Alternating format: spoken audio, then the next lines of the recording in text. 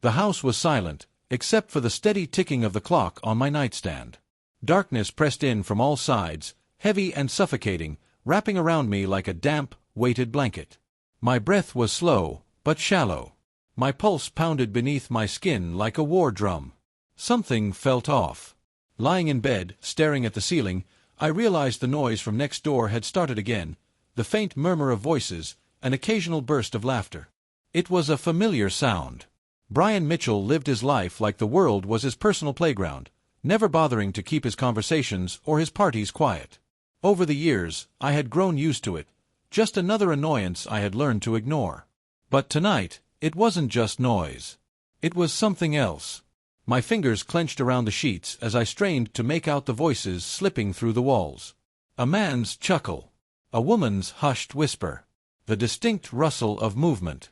And then, something that made my blood run ice-cold. A familiar voice. Soft. Playful. Laced with a teasing warmth I hadn't heard in my own bedroom for years. Sarah's voice. I bolted upright in bed, my heart slamming against my ribs. My mind refused to process what I had just heard, but my body had already decided for me. Swinging my legs off the bed, I moved toward the wall. Barefoot. Every step deliberate, measured. Just a few inches of drywall. That was all that separated me from the truth. Pressing my palm flat against the cool surface, I closed my eyes and listened. There it was again. Her voice. A whisper. Low. Intimate. It was unmistakable. My breath hitched. My entire body turned to ice and fire all at once, rage and disbelief surging through me, twisting together in a way that made it hard to think, hard to breathe. No, this was a mistake. A coincidence. Maybe she was on the phone. Maybe it was someone else. A soft, breathless laugh shattered the last of my denial. My jaw clenched so tightly it hurt. The weight of reality pressed down on me, thick and suffocating. I wanted to scream. To throw open the door. To storm next door and demand an explanation.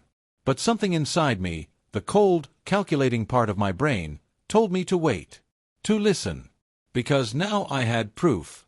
A plan started to form in the back of my mind, a storm gathering strength in the darkness. My gaze flicked toward the garage door, where the faint glow of the security light seeped through the gap beneath it. My tools were in there, including the sledgehammer. I exhaled through my nose, my fists clenching at my sides. The wall was thin. It wouldn't take much to break through. And once I did, there would be no more secrets. The first swing of the sledgehammer sent a deafening crack through the house. The drywall buckled inward, splintering in jagged, uneven lines, like lightning streaking across a stormy sky.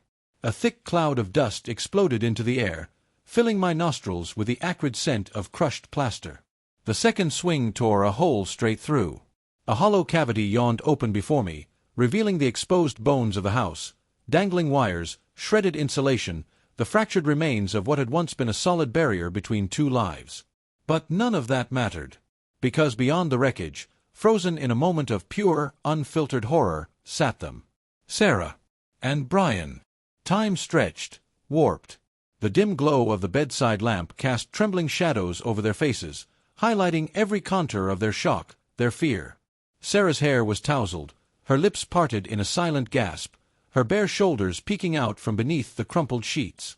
Brian, the arrogant, loud-mouthed neighbor who had always smirked like he owned the world, now looked like a deer caught in headlights. His muscles tensed, his mouth worked soundlessly, searching for words that wouldn't come. A heavy, suffocating silence settled over the room. Dust swirled between us, hanging in the air like the remnants of a shattered illusion. Then, Sarah's breath hitched, breaking the quiet. "Oh my God!" she whispered, her voice barely above a breath. "Alex!" My name tumbled from her lips, an apology wrapped in fear. I stepped through the wreckage, my boots crunching over the splintered wood and crumbling debris. My pulse was steady now. My movements slow, measured. The rage that had ignited this moment was no longer wild or reckless. It had sharpened into something cold, controlled. I looked at them, letting the weight of their betrayal sink in. For months, I had ignored the nagging doubts. The odd behavior. The secret phone calls. The distant stares. I had convinced myself I was paranoid, that I was imagining things, that the walls of my home still held trust. But now, those walls had been torn down, and all that remained was the ugly, undeniable truth. Brian was the first to find his voice, though it trembled at the edges. "Listen, man, this isn't what you think." I tilted my head slightly, as if considering the absurdity of his words. "No." My voice was eerily calm. "Then explain it to me." Neither of them spoke. Sarah's fingers twitched, curling around the edge of the blanket, as if she could somehow shield herself from the reality of what had just happened. She started, but the words failed her. Her throat worked. Her eyes darted between the gaping hole in the wall and the man standing before her. I let out a quiet, humorless chuckle. "You always said our walls were too thin," I murmured. "Guess that worked out in my favor." Sarah visibly flinched. Brian tried again, his voice an octave too high. "Alex, we're adults here. There's no need to." I took another step forward. Brian instinctively shrank back, his hands raising slightly, as if to ward off an invisible blow. "No need to what?" My tone was conversational, but the weight behind it was suffocating.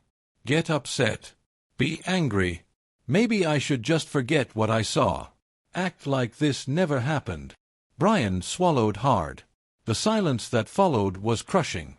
Then, in a voice barely above a whisper, I asked, "How long?" Sarah's lower lip trembled. "Alex, please. How long?" She closed her eyes. A tear slipped down her cheek. My jaw clenched. But I wasn't surprised. The answer was written all over her face. It had been going on for far too long. I exhaled slowly, nodding to myself. And then, without another word, I turned on my heel and walked away, leaving them behind, buried beneath the wreckage of their own betrayal. Morning arrived with an eerie stillness, as if the entire neighborhood was holding its breath. The sun cast long shadows over the neatly trimmed lawns, painting everything in a golden light that should have felt warm, comforting. But nothing felt the same anymore. I stood at the edge of the driveway, arms crossed, watching as Sarah's belongings lay scattered across the front lawn like wreckage from a plane crash. Clothes, shoes, jewelry, boxes filled with the remnants of a life that no longer existed. A silk dress draped over the mailbox. A pair of expensive heels tipped over near the sidewalk. And there, in the middle of it all, a framed wedding photo. The glass was cracked, fractured like the trust she had shattered. I could feel the eyes of the neighborhood on me. Curtains shifted as people peeked out. Some of them were bold enough to step onto their porches, drawn by the silent spectacle unfolding in front of them. Whispers carried through the air like leaves rustling in the wind. Then, the front door creaked open. Sarah stepped outside. Her hair was a mess, her eyes swollen from a night spent in restless fear. She was still wearing the oversized t-shirt she had thrown on in the chaos of last night's discovery. For a moment, she hesitated at the top step, her breath catching as she took in the scene before her. Her belongings. Outside. For everyone to see. "Alex, what are you doing?" Her voice was hoarse, barely above a whisper. I turned my head slowly, my expression unreadable. "I think it's obvious." Her hands trembled as she wrapped her arms around herself. "You can't just throw me out like this. Please. Let's talk." I exhaled. Not in anger. Not in grief. In something far colder. "Talk. Now you want to talk." I took a step toward her. Deliberate. Measured. Funny. "I don't remember you wanting to talk when you were sneaking next door every night." She flinched, as if the words had physically struck her. It wasn't like that," she stammered. "Alex, please. I made a mistake. But I love you. I let out a sharp breath, almost a laugh. "A mistake." My eyes locked onto hers, unwavering. "You didn't trip and fall into bed with him, Sarah. This wasn't one night. This was planned. Repeated. Deliberate." Tears welled in her eyes. I was lost. I wasn't thinking. "But you were thinking." I cut her off, my voice razor-sharp. "You thought every single time you walked through that door. You thought every time you looked me in the eyes and lied." She reached out, as if to touch me. I took a step back. The distance between us had never felt greater. Movement across the street caught my attention. More neighbors had gathered, pretending to water their lawns, pretending to check their mail, pretending to jog by just slowly enough to catch every word. I didn't care. Let them watch. Let them see the truth. Sarah noticed them too. Her face burned with shame as she wrapped her arms tighter around herself, shrinking beneath their gazes. Can we do this inside? She pleaded. I tilted my head. Why? Are you embarrassed? She swallowed hard. Alex, please. But I wasn't listening. Not anymore. With a quiet, deliberate motion, I reached into my pocket and pulled out a set of keys. Her keys. I held them up for a moment. Then, without a word, I tossed them onto the pile of her belongings. A final, undeniable message. Sarah choked on a sob. You're really doing this? My expression didn't change. You already did. And with that, I turned, stepped inside, and shut the door. Inside, the silence was deafening. I stood in the hallway, my breath steady, my hands clenched into fists at my sides. The air in the house felt different now. Emptier. Yet somehow, lighter. My eyes flicked toward the living room table, where my laptop sat open, its glowing screen waiting for my next move. And there was plenty left to do. This was only the beginning. The night air was thick with tension, the kind that clung to the skin like a damp shroud. The neighborhood had long since settled into silence, but inside my house, there was no peace. Not yet. I stood by the window, staring out at the dimly lit street, my fingers curled around a glass of bourbon I hadn't touched. My mind wasn't here. It was elsewhere, behind that broken wall, in the ruins of my former life. Then, the knock came. Not hesitant. Not polite. Loud. Demanding. I didn't move immediately. I let the moment stretch, let the sound reverberate through the house like the drumbeat of inevitability. Then, finally, I set the glass down, walked to the door, and pulled it open. Brian stood there. Disheveled. The man who once smirked with the arrogance of someone who thought he was untouchable now looked like he had been kicked down one too many times. His shirt was wrinkled, his jaw unshaven, his eyes sunken and bloodshot. You, he hissed, stepping forward. You did this. I leaned against the doorframe, my expression unreadable. Did what? His nostrils flared. Don't play games with me. My business is in ruins. My accounts are frozen.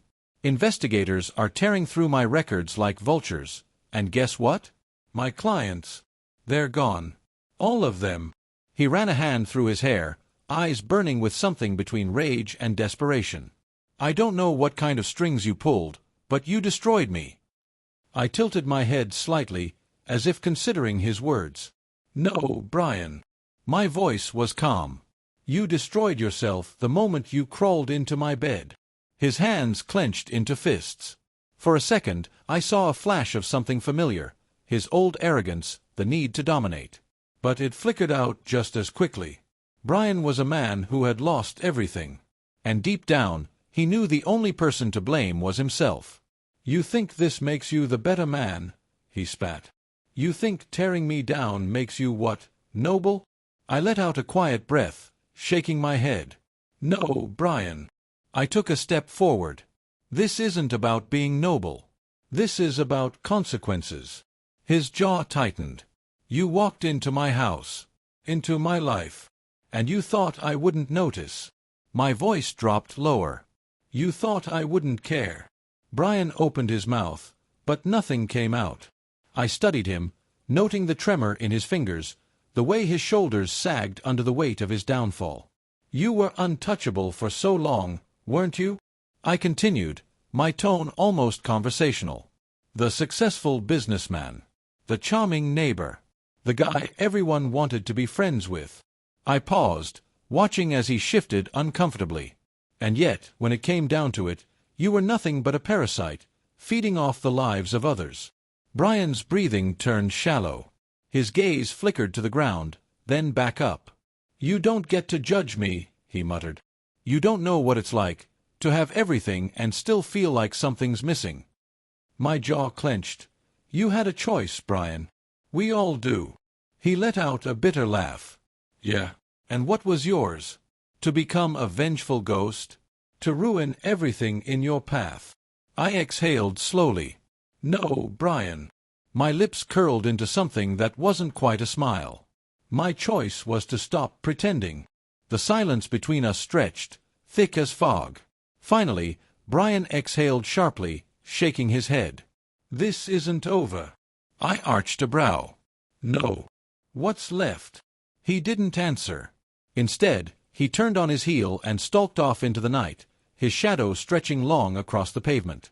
I watched him go, the ghost of an old life fading into the dark.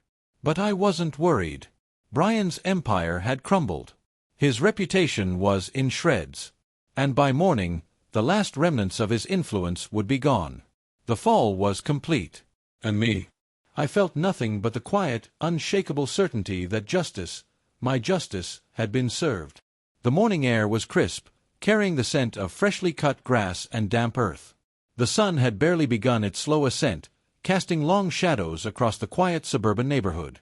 The world outside was waking up, oblivious to the storm that had already torn through 2 homes, 2 lives.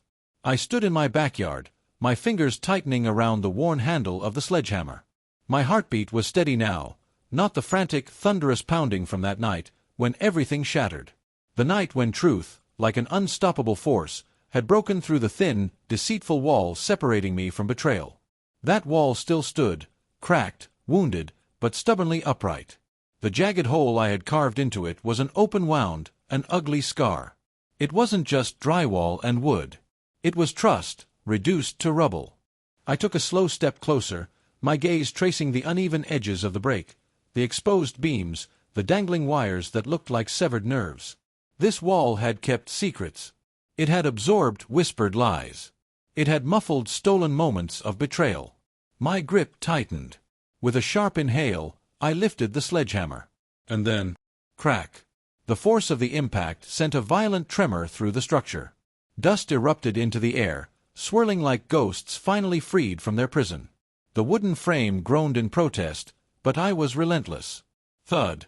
Another strike. A deep, splintering sound echoed as a large section of drywall crumbled, collapsing into a heap of white and gray debris at my feet. My breathing was steady, controlled. This wasn't blind rage. This was resolution. I stepped back, watching the damage unfold. Sunlight now filtered through the expanding gap, illuminating the wreckage. As if nature itself had conspired to reveal the truth that had festered behind these walls. Rolling my shoulders, I adjusted my stance and swung again. Boom. A wooden beam snapped with a deafening crack. The entire section of the wall trembled, teetering on the edge of collapse. I lowered the sledgehammer, waiting, watching. And then, with a final, exhausted sigh, the wall surrendered. It fell in slow motion, a cascade of broken wood and shattered plaster, raising a thick cloud of dust that caught the golden morning light. The destruction was absolute. The barrier that had once divided 2 lives, 2 homes, 2 fates, was gone. I exhaled, lowering the sledgehammer to the ground. I stood still, surrounded by the wreckage. And yet, I felt lighter than I had in weeks. The silence that followed wasn't empty. It was clean. A silence free of deceit. Free of pretense. I ran a hand over my face, smearing the thin layer of dust clinging to my skin. And then, with one last glance at the ruins of the past, I turned and walked away. Thank you for visiting my YouTube channel. Your support, likes, and comments truly inspire me to create even more engaging content. If you enjoyed this video, don't forget to subscribe and hit the notification bell so you never miss an update. You're a part of this amazing community, and I'm thrilled to share my stories with you. See you in the next video on YouTube.